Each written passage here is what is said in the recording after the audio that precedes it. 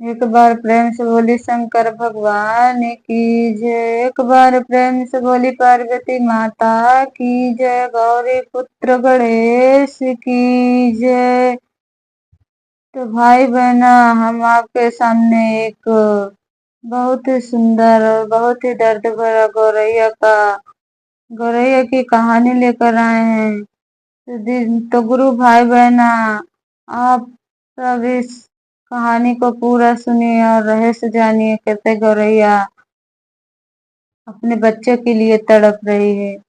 तो गुरु भाई बहना, एक गौरैया थी जो रोज दाना चुनने के लिए अपने बच्चे को छोड़कर घोंसले में जंगलों के बस्तियों में जाया करती थी। एक दिन किसी घोड़े मनुष्य का चना का दाना पाई और वह उसको लेकर चक्की में दरने गई। चक्की में दरते दरते एक दाल फूटे में फंस गई और एक ही दाल का टुकड़ा बाहर निकला।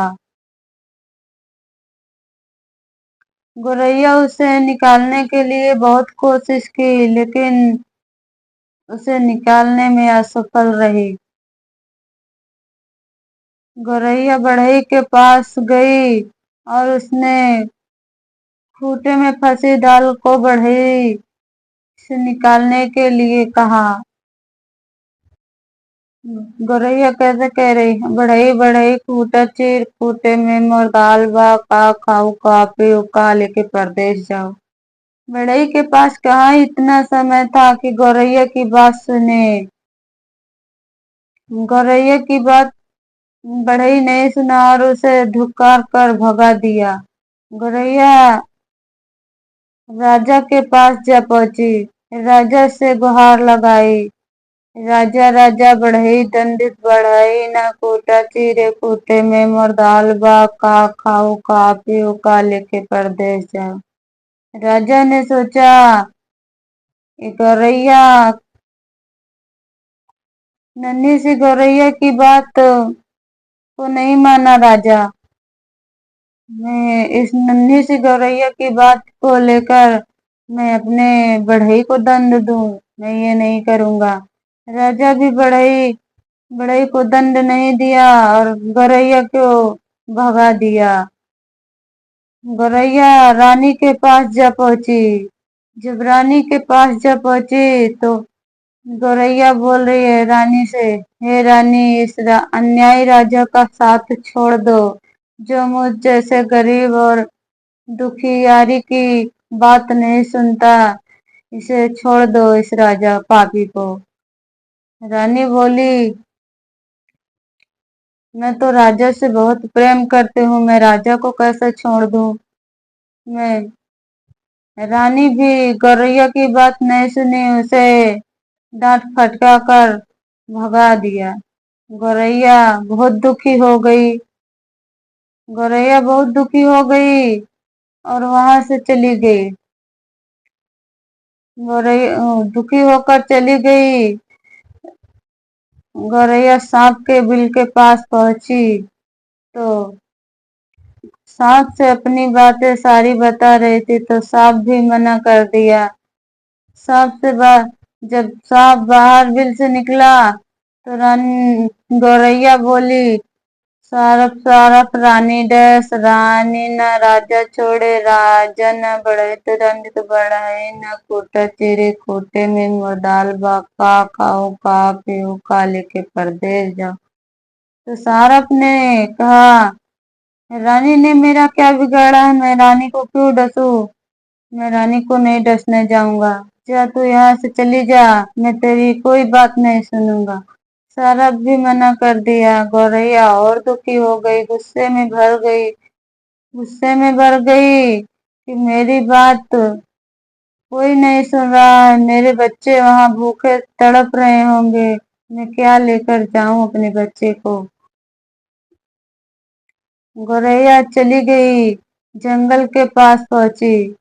जंगल के पास पहुंची और अपनी बात जंगल की लाठी से सारी बात बताई। लाठी से बोली, लाठी लाठी सा विषधर मार विषधर न रानी डसे रानी न राजा छोड़े राजा न बड़े दंडित फूटे में मरदाल बा का खाऊ का पीऊँ का लेके परदेश जाऊं। सारी बात लाठी से बताई लेकिन लाठी भी उसकी एक न सुनी और उसको गौरैया को वहां से भगा दिया। गौरैया रोते बिलखते चली गई और वो जाके पहुंची आग के पास। जब आग के पास पहुंची तो आग से भी अपनी विनती की लेकिन कहाँ उस नन्ही सी गौरैया की कोई बात नहीं सुन रहा था, कोई बात नहीं सुना। आग से भी बोली आग आग सारा आग आग जंगल जार जंगल न लाठी पटवे लाठी न बिस्तर मारे बिस्तर न रानी डसे रानी न राजा छोड़े राजा न बड़े दंडित का खाऊं खा पीऊँ खा लेके परदेश जाऊं। जब कूटे में दाल फंसी है निकालने की कोशिश कर रही हूँ बेचारी गौरैया नन्ही सी नहीं निकल रही है तो अपनी बात आग से कह रही है। आग भी उसकी बात को नहीं सुनती। गौरैया अपनी हिम्मत नहीं हारी, अपनी हिम्मत नहीं हारी वो और जाके पहुंची सागर के पास। सागर से भी अपनी विनती की लेकिन सागर हंसते हंसते हुए बोला मैं तेरी कोई मदद नहीं करूंगा। नन्ही सी गौरैया के कहने पे मैं चलूँ आग को बुझाऊं। अपनी बातें गौरैया सागर से कैसे कह रही है। सागर सागर आग बुझा आग न जंगल जा रे जंगल न लाठी पटवे लाठी न विषधर मारे विषधर न रानी डर से रानी न राजा छोड़े राजा न बढ़ाए दंडित फूटे में मरदाल बा का खाऊं का पीऊँ का लेके परदेश जाऊं। सारी बात सागर से गौरैया बताई लेकिन सागर कहाँ सुना उसकी हंसते हंसते उसको धुकार दिया और गौरैया रोते बिलखते हाथी के पास चली गई। हाथी के पास उड़ते उड़ते सुबह से उड़ते उड़ते उसको शाम हो गई। उसकी कोई मदद नहीं की, कोई मदद नहीं की। हाथी के पास जब पहुंचा तो सोचा कि हाथी से कहूंगे तो हाथी तो कुछ तो मेरी मदद करेगा लेकिन कहाँ हाथी इतना बड़ा, इतनी नन्ही सी गौरैया की बात कहाँ हाथी सुनने वाला है। हाथी भी नहीं सुना।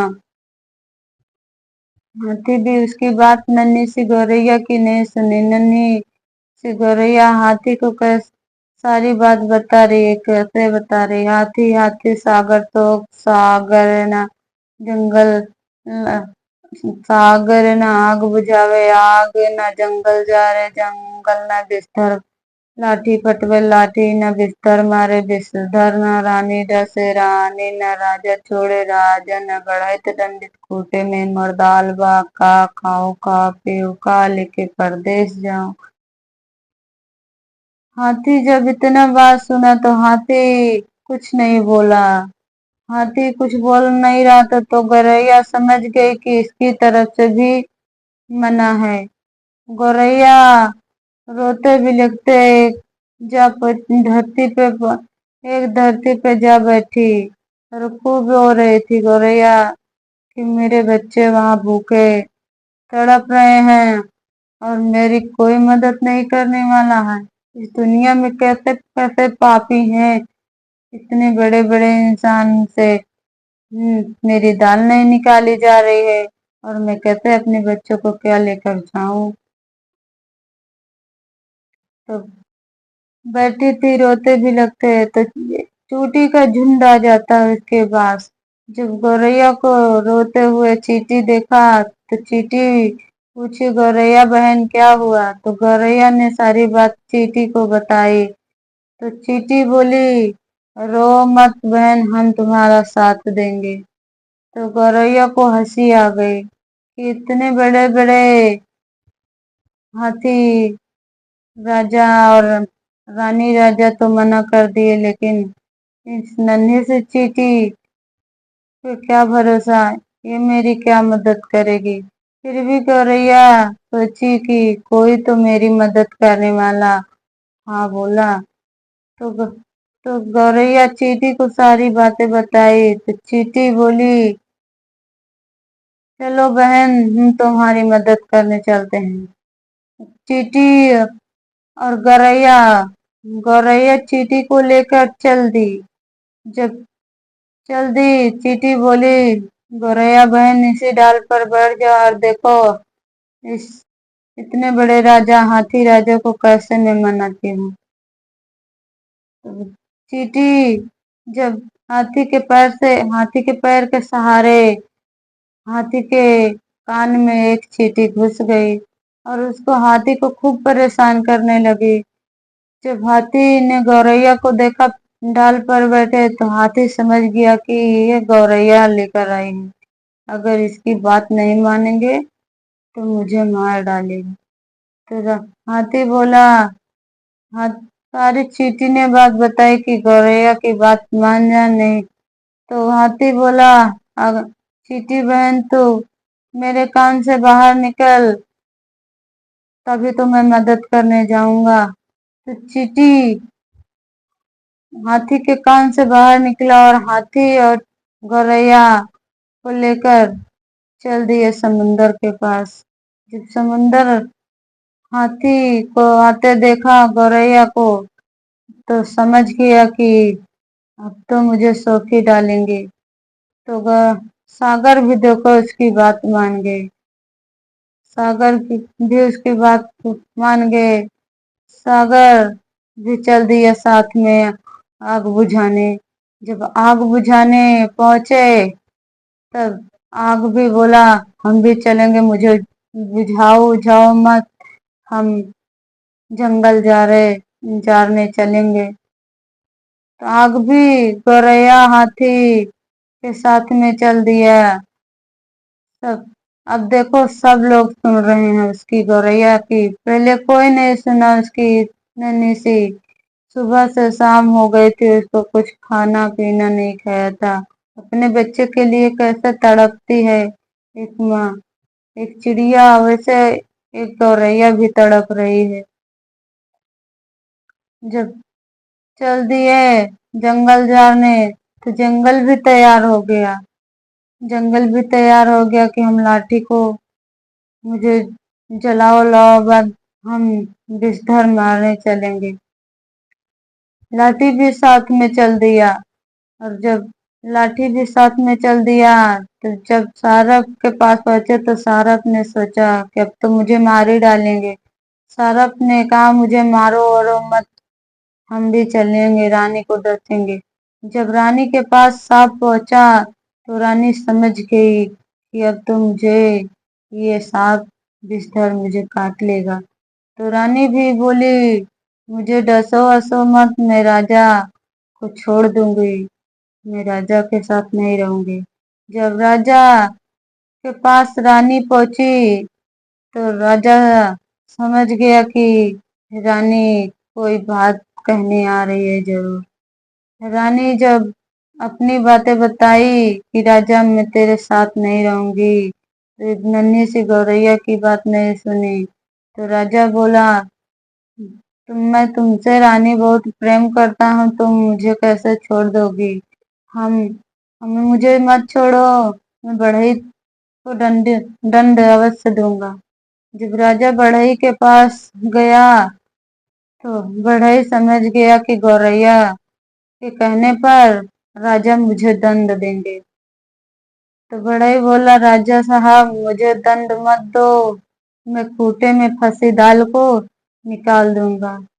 जब बढ़ई चक्की के पास पहुंचा तो चक्की को तोड़ने जा रहा था। चक्की बोली, अरे बढ़ई मुझे तोड़ो मत, मुझे उल्टा कर दो और मैं इसमें की चने की दाल निकल जाएगी।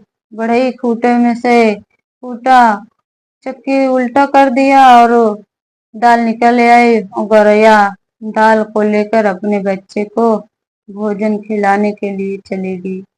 एक बार प्रेम से बोले शंकर भगवान की जय।